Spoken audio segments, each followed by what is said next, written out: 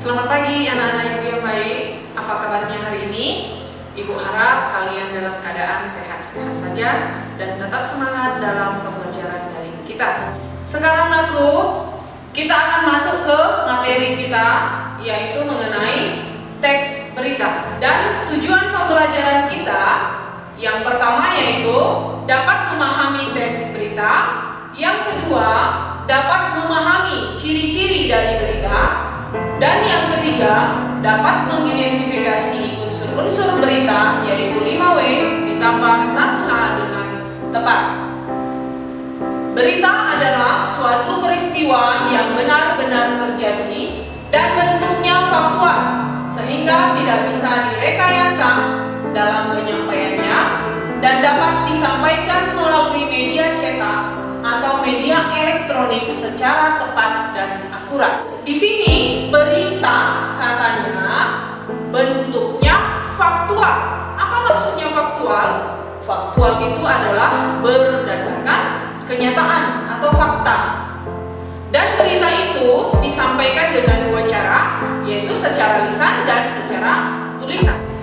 Ciri-ciri berita ada 7, yaitu yang pertama dapat dipercaya atau faktual, itu berdasarkan fakta, dapat diuji kebenarannya. Itu maksudnya faktual ya. Yang kedua, diterima oleh masyarakat. Yang ketiga, beritanya harus jelas. Yang keempat, menarik.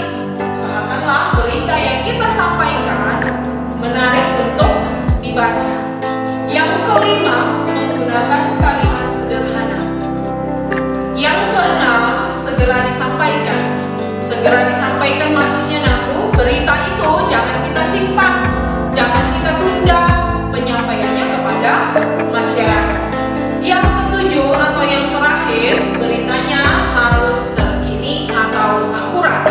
Berita terkini atau akurat maksudnya berita yang terbaru, yang paling hot. Itu maksudnya adalah ciri-ciri yang ketujuh ini.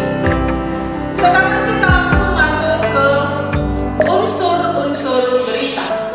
Unsur-unsur berita anakku, disinilah yang dimaksud dengan istilah 5W ditambah 1H. 5W ditambah 1H bisa kita perhatikan di situ. Ada when, kapan kejadiannya, who, siapa pelakunya, what, apa peristiwa yang dibicarakan dalam sebuah berita, why, kenapa, mengapa peristiwa tersebut terjadi, dan yang terakhir adalah how, bagaimana peristiwa itu terjadi.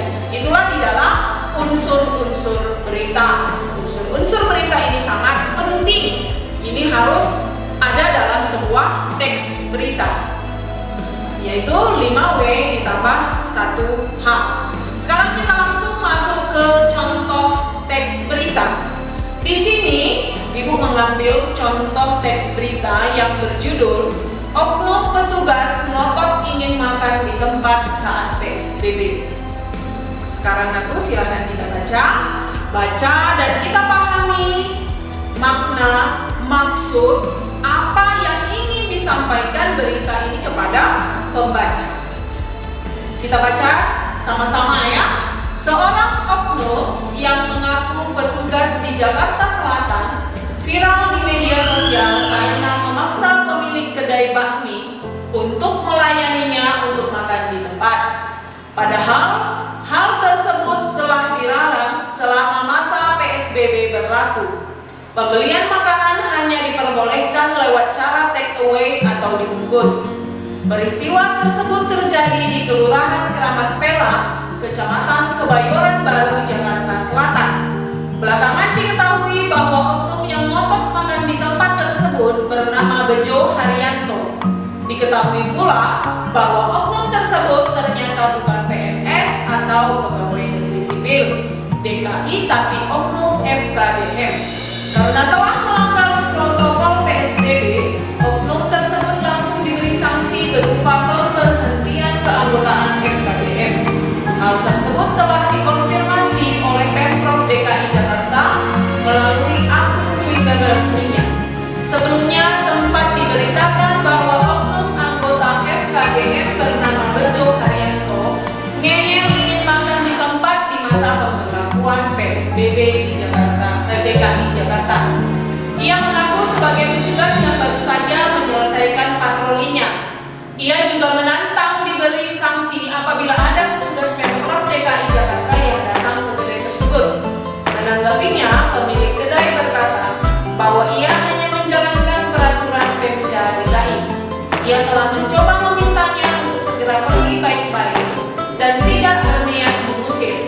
Ia juga menjelaskan bahwa ia tidak mau dikenai denda 100 juta rupiah karena melanggar peraturan PSBB. Namun oknum tersebut mengotot untuk tetap makan di sana. Metro TV pada hari Minggu 19 September 2020 dengan Surabaya. Jadi Naku, dari teks berita kita ini dapat kita cari ciri-ciri berita, begitu juga dengan unsur-unsur berita.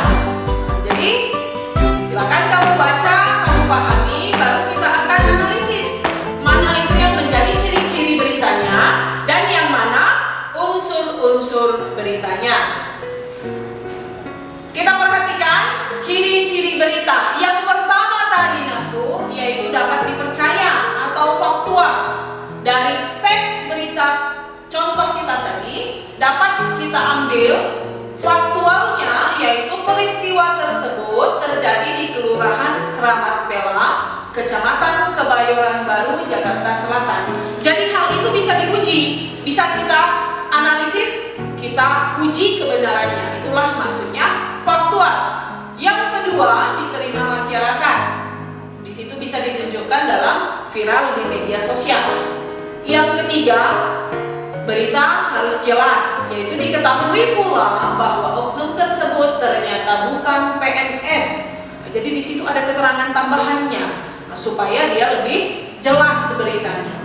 Yang keempat, menarik.